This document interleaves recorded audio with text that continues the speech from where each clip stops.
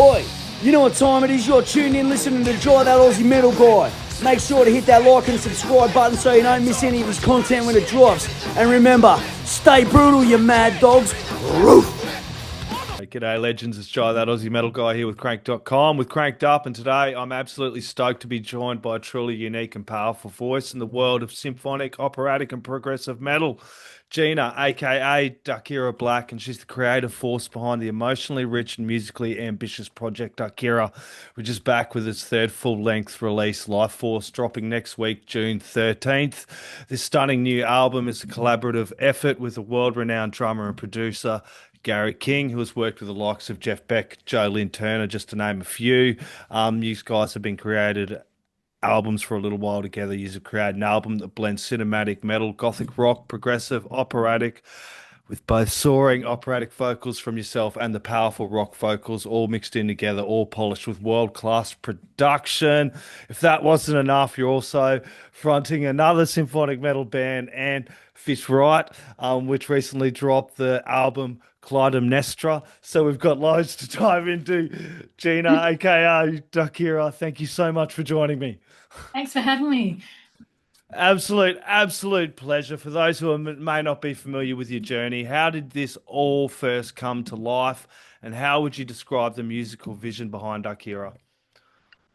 Well, I guess it's always been an experiment. The main objective was to try and combine as many different aspects of my vocal, and go from there.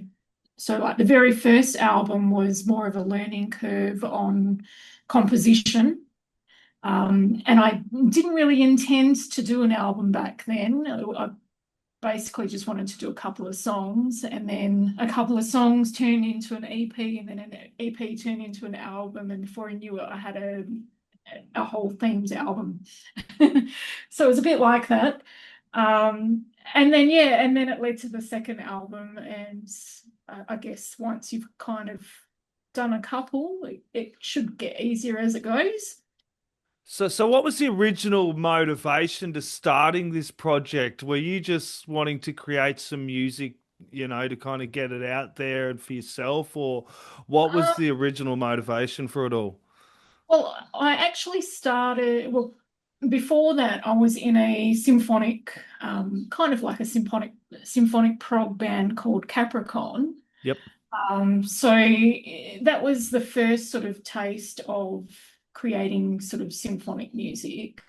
And I was still learning the writing process back then, so I actually had a lot of help with composition. Ended up with a great group of musicians here, who are still, really good friends with. But it kind of didn't really pan out how I wanted it to pan out. Like I started the project, we started performing, and then kind of before I knew it, I wasn't the driver of the band anymore. And it became very much a sort of technical, progressive project. And the music got so technical that basically we'd write stuff and then we couldn't play it. So I thought, oh no, this is way too complicated. I just couldn't really fit any sort of great melody lines for vocals on there. So I kind of bowed out and said, oh, it's not for me. And then that's where I started to just write a solo type, a couple of songs to do the first album. And yeah, I just got lucky with musicians that I came in contact with overseas, and it just went from there.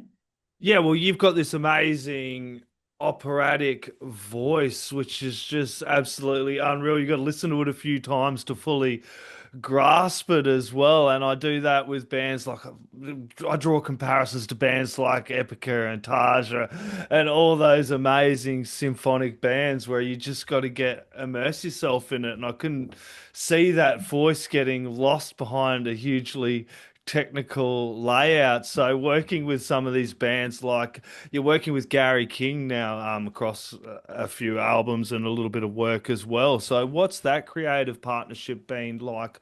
Where did it all begin? It's probably a few parts of this, and how has it evolved over the last how many years of working together? Well, I kind of see Garry as not only a friend, but he's been a really good mentor, and he's kind of encouraged me a lot. And just the way he kind of knows the ins and outs of my vocal as well. Like I'll record vocals and send him vocals, and then he'll kind of move it around and I'll get it back and think, oh, that's not where I originally envisioned where I would put that. But he kind of like has a whole different perspective on where he thinks things should go. And it makes it really interesting.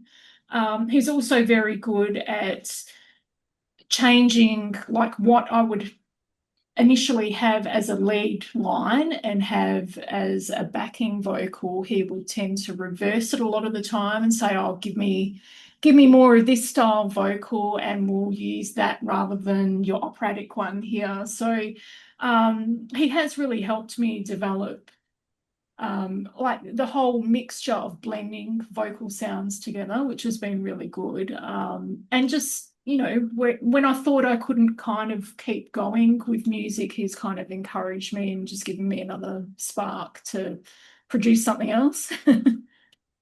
Yeah, and then being able to kind of sit, as you were mentioning, where your vocals kind of sit a little bit further in the mix compared to some of the other works you've done as well. And then having someone like that being able to go, yeah, no, we put it like this, and this is just going to create so much more atmosphere to the music as well.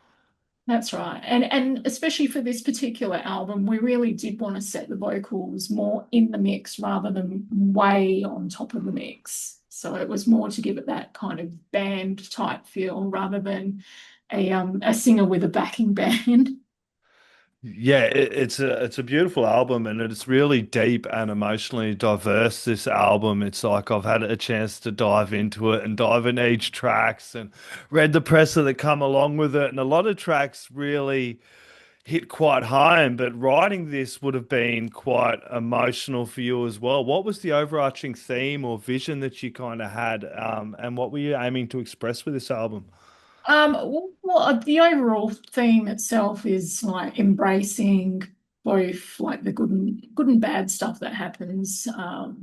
It's all part of life, basically. So I kind of brought all my personal influences into it. I've lost quite a few family members, including my father. It's been like 3 years now, 3 years tomorrow. So like songs like Tomorrow Without You was based around seeing him sort of wither away with cancer, nursing him and just knowing that at any time he wasn't going to be with us.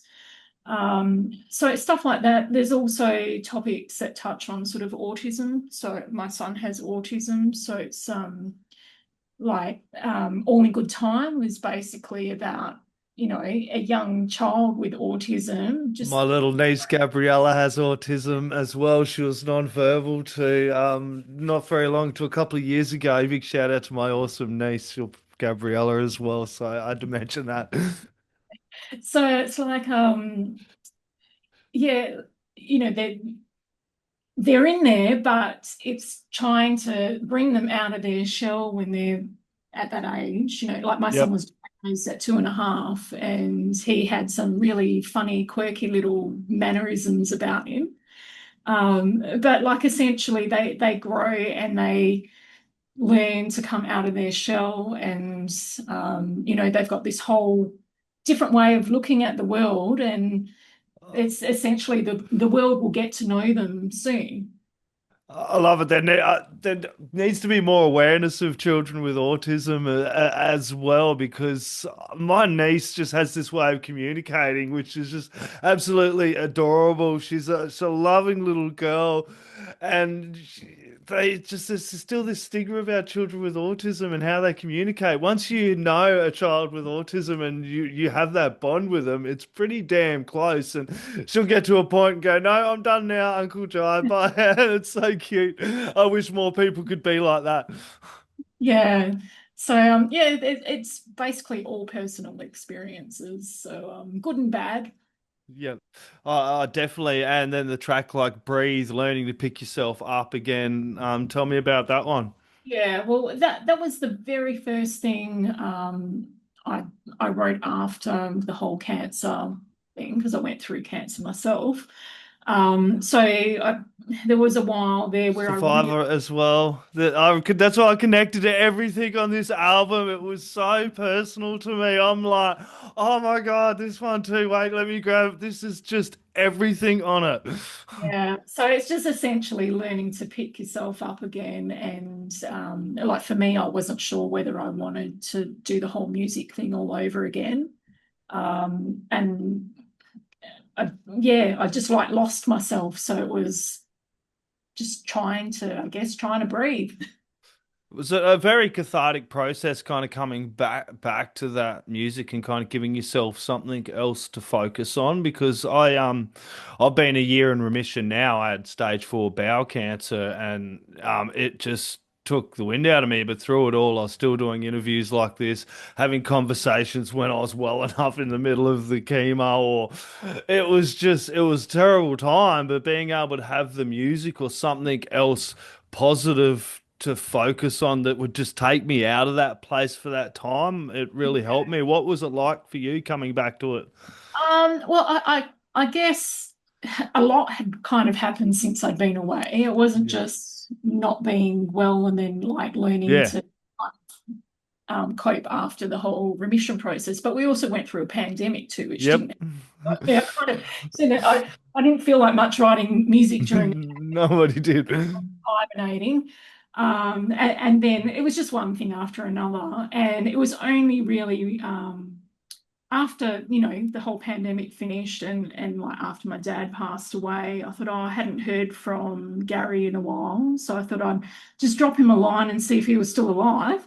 Because like he'd totally gone off under the radar. So, away from social media. So I just sent him an email and I thought, oh my God, he actually replied. So yeah, it was just one of those things. And he said, oh, that song that you wrote, Breathe, after a few years back. And he goes, oh, we actually finished it. We started working on it and we finished it. And I'm like, oh, wow. So I guess that was kind of like the starting point of getting back into things. And then he sent me a track to do some vocals for James Michael, Test of the Water, which is also featured on the album. And I just loved it. I thought it's such a beautiful song.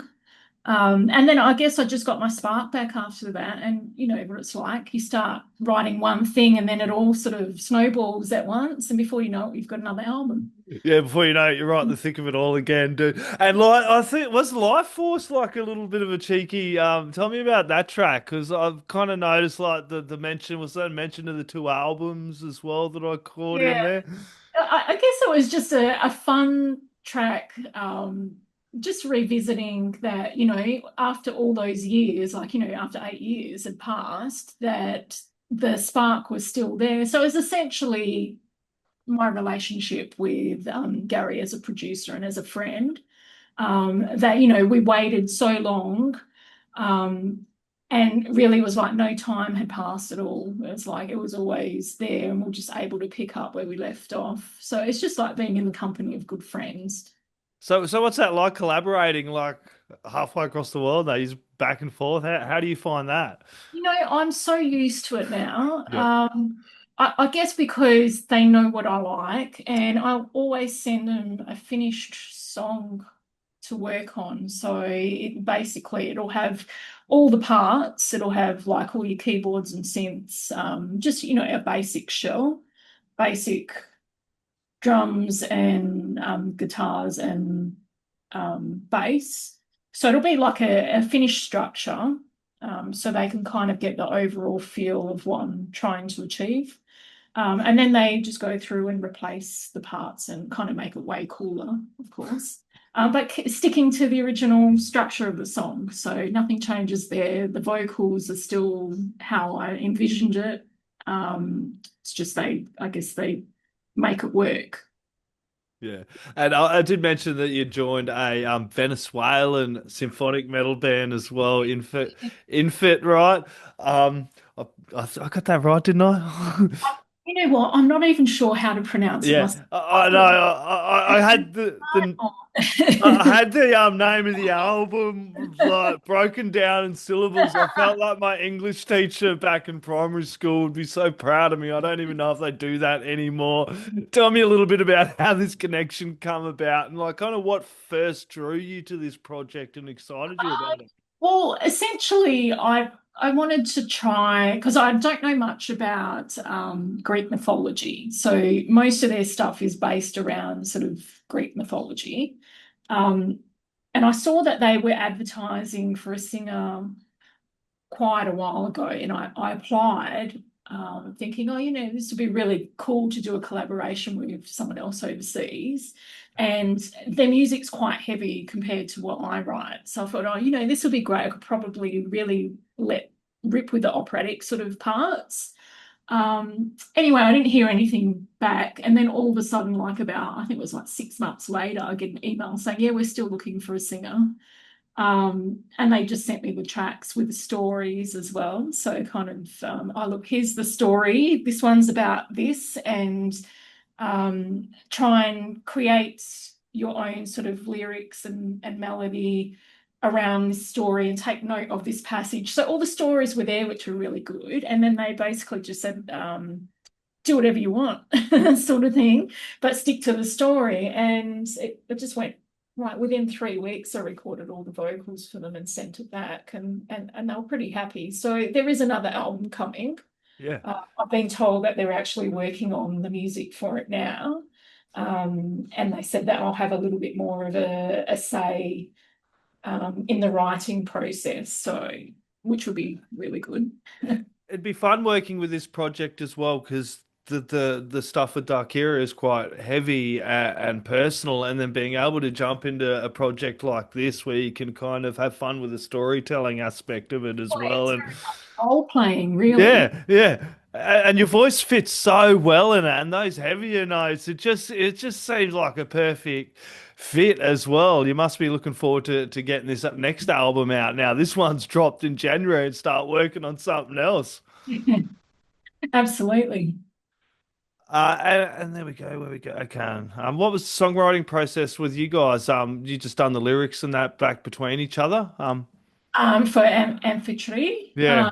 Yeah, they basically sent me the whole lot as finished pieces of music. And you recorded that at home is what Yeah, after? yeah, yeah. So all my vocals I always record at home. And then I just sent them the raw vocal track with all the zillions of backing vocal layers as well. And I think there's some narrative parts in there too. I just sent them everything. And I said, I'll just take out what you don't need. But they used every single thing that I sent them. So I thought, oh, that's pretty cool. Um, So Best place people can head along and support you as well with this album for Life Force. Well, Life Force is going to be available pretty much everywhere, overseas especially. I think there's links up everywhere in UK at the moment. I've seen them popping up. So it's through Battle God Productions. So they have a few distributors overseas, and I think it also comes out on all the streaming platforms this coming Friday as well. Nice. I'll put all the links in there for that as well, and I would have put in Yep. the links for Anfitrite as well for the album Clytemnestra, which is an absolutely ripping bloody album, as is the Life Force album. Quickfire round, first album you ever bought with your own money. First album I ever bought with my own money. Yep. Oh, probably The Cure. Yeah. You could play any symphony or symphonic hall. Where would it be? Big question. I don't know. I don't know them by name, but I'd love to do like an old castle or something. Oh, Like, yeah. you see those gigs. I think I think there's I'm trying to think who played in the castle. Was it Richie Blackmore played in there with Candice Knight? I'm Yep. trying to think which castle it was, but I thought that's such a cool. Some of those big castles in Prague and Germany. It'd just be unreal. You collaborate with any artist, living or dead, who would it be and why? Dio. Yeah. Wouldn't it? Oh. I'd love to do a duet with Dio for sure. Great choice. One sentence, describe Life Force as an album. Life Force is an immersive experience, celebrating the light and the dark, the yin and the yang, and the life and death. Basically, it's just a celebration of life as we know it. Exactly, Gina. Thank you so much for joining me. It's been incredible diving into the heart and soul behind your music. It's an absolutely emotional journey, raw, powerful, and beautifully performed. Your honesty and artistry really shine through in this album. The album does drop next week, 13th of June. You're not going to want to miss it. The neighbours aren't going to want to miss it either. It's a great album that walks the line between lightness, darkness and light, beauty and sorrow, with production quality that is second to none. Also check out Gina's other work with Anfitrite and their latest album, Clytemnestra. Last word shout outs. Thank yous are all up to you. Thanks for having me on board, and just a shout out to everyone overseas, Garry, Fab, Gus, Lucho, all the guys involved, and shout out to my band and Fab. We got Maz, Vinny, and James as well. Yep, everyone here. No worries. Thank you so very much. You have a lovely evening. Cheers, mate. Oi, you're tuned in to That Aussie Metal Guy, so make sure to hit that like and subscribe button so you don't miss any of his sick content. And remember, stay brutal, you legend.